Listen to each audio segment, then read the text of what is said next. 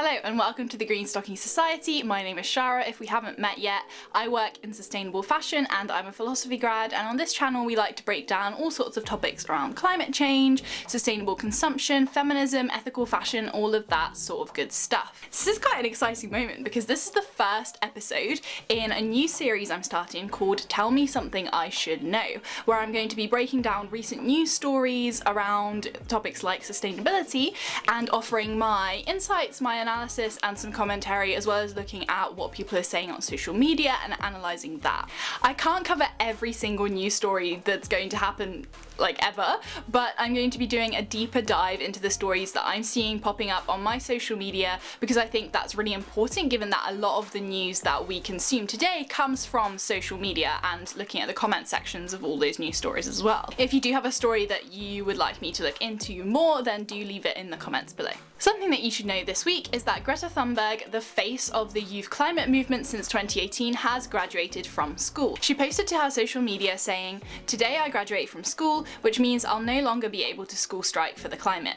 So for me, this is the last school strike." She added that so much has changed since we started, and yet we have so much further to do. We're still moving in the wrong direction, where those in power are allowed to sacrifice the most marginalised and affected people, as well as the planet, in the name of greed, profit and eternal economic growth. Greta will continue protesting in general, of course, saying that we have simply no other option than to do everything we possibly can. It was Greta who famously said to global leaders that she wants them to act as if their house is on fire, because it is, and that could not ring any more true right now, as we've just had several days of social media and news coverage of this smoky haze that enveloped New York City as a result of wildfires in Canada. Scenes like these are only going to become more and more common as the climate crisis escalates. This example details how therapists in New York are finding that more and more of their patients actually want to address eco-anxiety in their sessions as a result of things like this. And still, global powers are not doing enough. Still, we are having to fight so hard to stop developing new gas and oil projects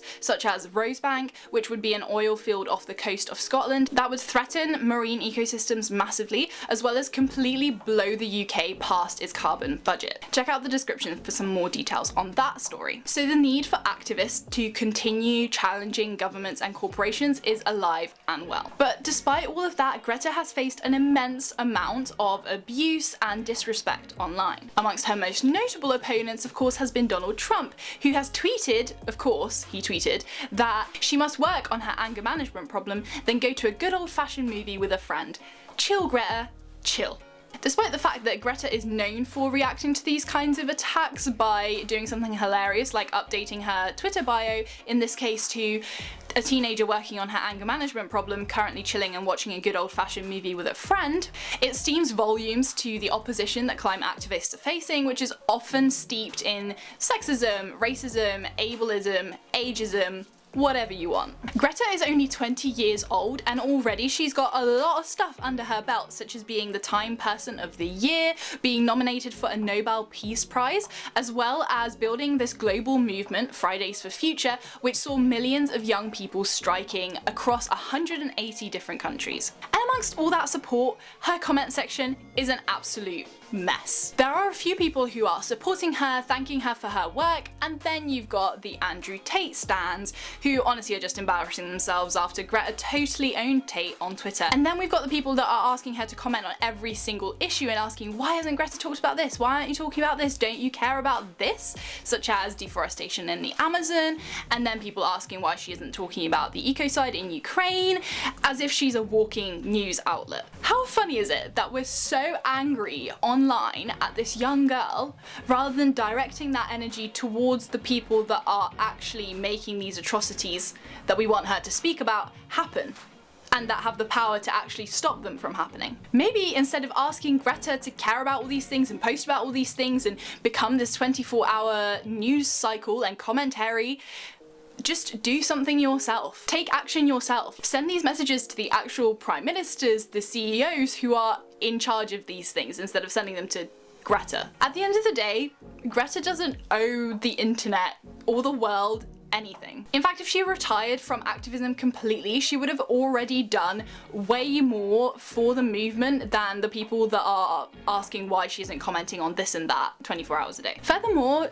Greta and people like her, they need to be considered in their full humanity. And what I mean by that is that she is a living, breathing person with her own life that she doesn't have to dedicate to what you want her to dedicate it to. And also she's got a massive amount of pressure on her shoulders. People are essentially expecting people like Greta to save the planet and to take on every single issue so that basically they don't have to.